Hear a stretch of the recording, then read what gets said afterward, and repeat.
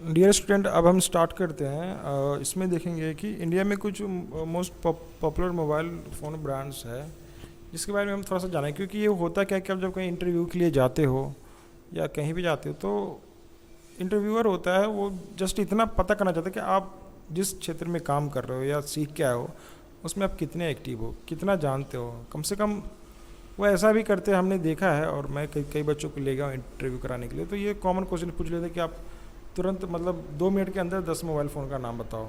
और उसमें क्या होता है कि कई बार बच्चे हॉपलेस हो जाते हैं। वो देखने चाहते हैं कि बच्चे के अंदर कितना कॉन्फिडेंस है, वो सच में कुछ उसने कभी सीखा है, इंस्टीट्यूट गया है या कुछ ट्रेनिंग लिया है कि नहीं।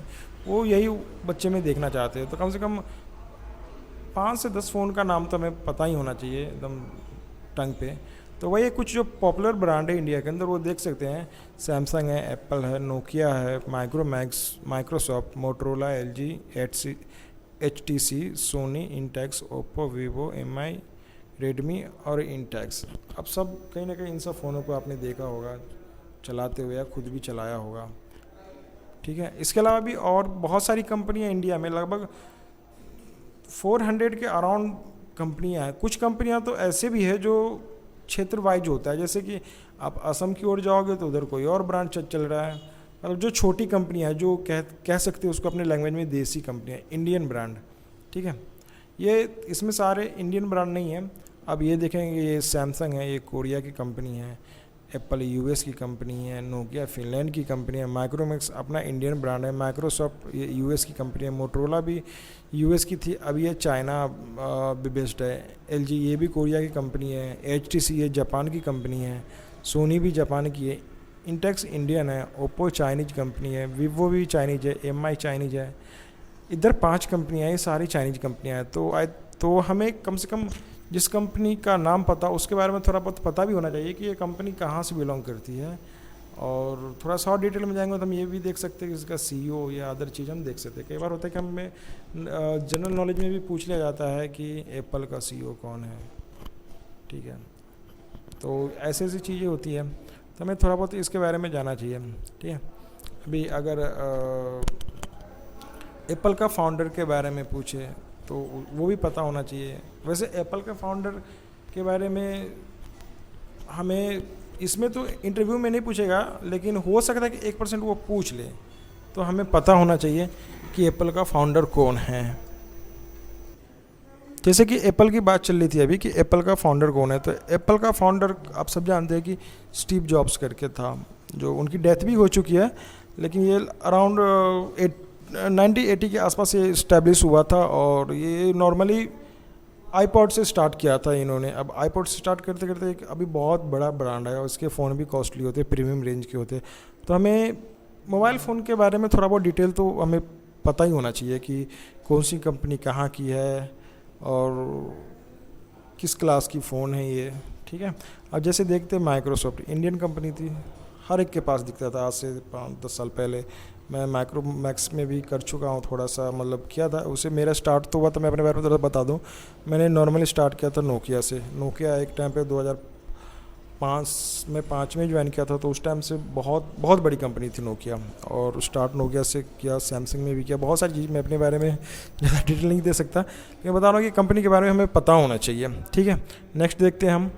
ये है this is mobile communication diagram. हाँ, ये मेनली एक डायग्राम है, इसको आप लोग नोट कर लेना। और इसके बारे में थोड़ा सा आप वीडियो में तो बहुत इसके बारे में डिस्कशन नहीं कर सकते, क्योंकि इसके लिए तो बहुत सारा एक नोट बनता है इसमें। ठीक है, तो आप बस ये स्ट्रक्चर है, आप इसको बना लेना।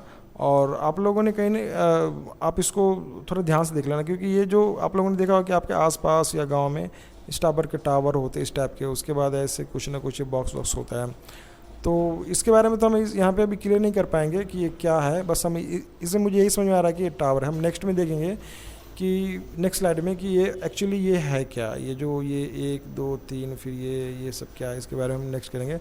अभी आप सिर्फ इसको देख लो कि ये है क्या, मतलब कि ये एक डायग्राम है कम्युनिकेशन का। जैसे आप किसी को कॉल करते हो तो वो कॉल कैसे ट्रांसफ़र होती है या रिसीव होती है, उसके बारे में ये इंफ्रास्ट्रक्चर है जीएसएम का। अभी हम नेक्स्ट देखेंगे। ये रहा, ये जो है diagram of GSM technology communication. जो इससे पहले वाले स्लाइड में हमने जो कुछ स्ट्रक्चर देखा था उसके इंटरनल ये चीज़ है।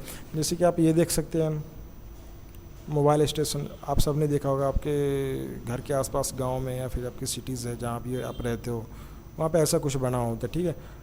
इसके अंदर ही जो आप नीचे देखते होंगे कि एक स्टेशन सा बना होता है, उसके अंदर ये चीज़ें काम करती है, ये सब रहती है, ये सब है।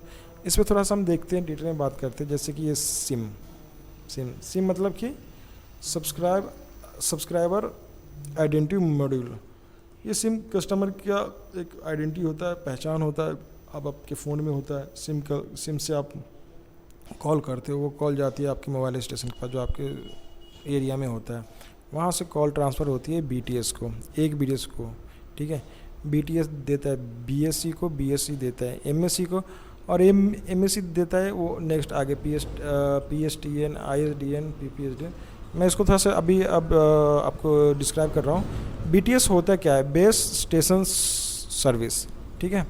ये होता है कि नॉर्मली जब आपका कॉल लोकल हो, आप अगर किसी लोकल को कर रहे हो कॉल, तो वो BTS को देगा, BTS देगा बेस स्विचिंग स्टेशन को। वो फाइंड करेगा कि कॉल लोकल है या STD है या ISD है, ठीक है।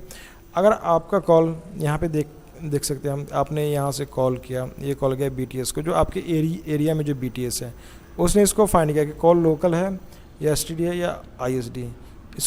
इसका काम है, BTS का काम है कि बस जो भी कॉल आ रहा है इसको आगे फॉरवर्ड कर देना। ये बेस स्विचिंग स्टेशन को देता है, इसका फुल फॉर्म होता है बेस स्विचिंग सेंटर, ठीक है। इसको यहाँ पे दे दिया।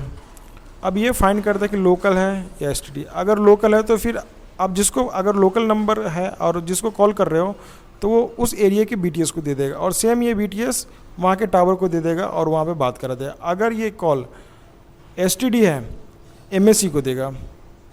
MSC फाइंड करेगा कि ये STD है या ISD है। अगर STD है फिर उस एरिया को BSC को दे देगा, BSC फिर BTS को देगा, BTS फिर उस मोबाइल टावर को देगा कॉल, फिर वहाँ पे कनेक्टिविटी होगी। अगर MSC को ये लग रहा है कि फ़ोन ये किसी न लोकल है ना STD है, तो ये देखेगा कि या तो ये ISD होगा या फिर लैंडलाइन टाइप की कोई कॉल होगी या फिर कुछ और चीज़ है। क्योंकि हम मोबाइल के माध्यम से आजकल डेटा भी यूज़ कर रहे हैं, ईमेल्स भी यूज़ कर रहे हैं, और भी फैक्स वैक्स का भी बहुत सारी काम हो रहा है।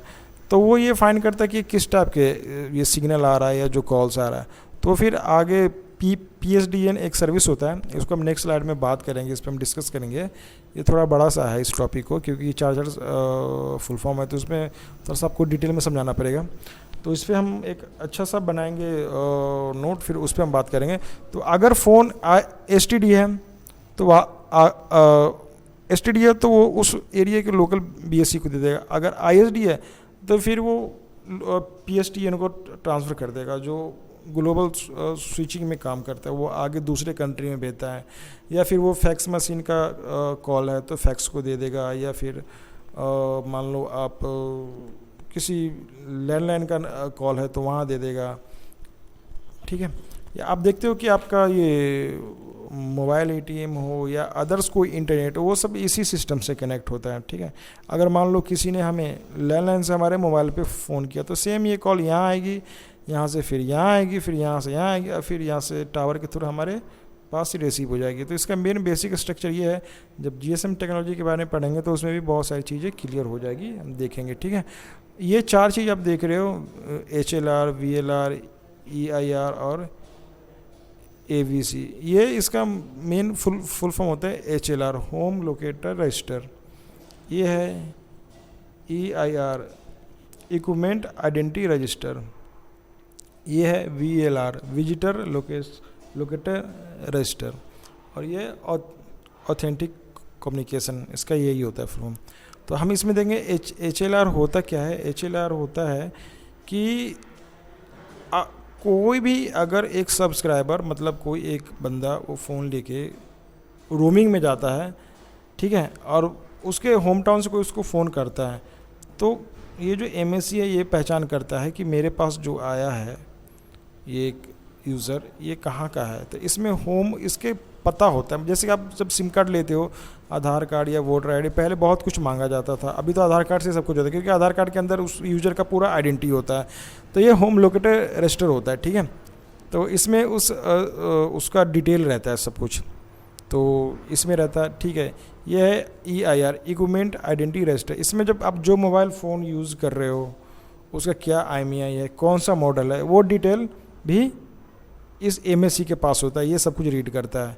और VLR, ये विजिटर लोकेटर रजिस्टर है, ये देखता है कि अगर कोई यूज़र हमारे एरिया में आया है तो वो विजिटर है या लोकल है। जैसे कि आप इधर यूपी से दिल्ली जाते हो, दिल्ली में जाते हो, फ़ोन तो आपका बंद नहीं होता, चालू होता है, लेकिन वहाँ पे एज अ रोमिंग होता है। आजकल रोमिंग चार्ज नहीं लग रहा है, लेकिन वो रोमिंग में काम करता है। तो वो यही देखता है कि विजिटर है या इधर का लोकल है। विजिटर है तो ठीक है, कोई दिक्कत नहीं, लोकल है तो भी दिक्कत नहीं। लेकिन विजिटर इसलिए होता है कि अगर आप चाहते हो, कहीं जाते हो, कुछ क्राइम हो जाता है, मिस हैपनिंग हो जाता है, तो जब आपकी आइडेंटिटी चेक करी जाती है तो इसी से चेक करी जाती है कि भाई ये था कहाँ का, विजिटर था या लोकल था।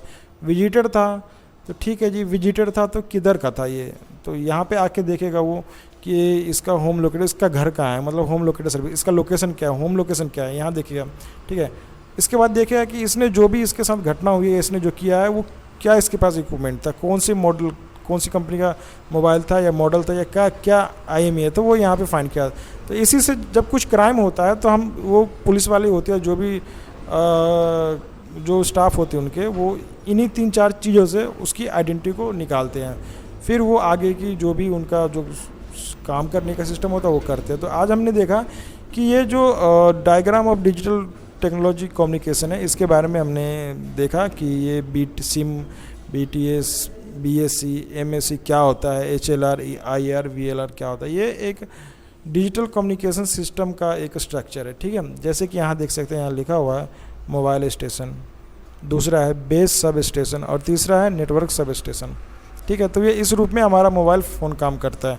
मतलब ये नहीं कि हमने किसी को कॉल किया और डायरेक्ट वहाँ पहुँच गया, ये इतनी प्रोसेस से गुजर के तब जाके कॉल कनेक्ट होती है विथिन कुछ सेकेंड के अंदर।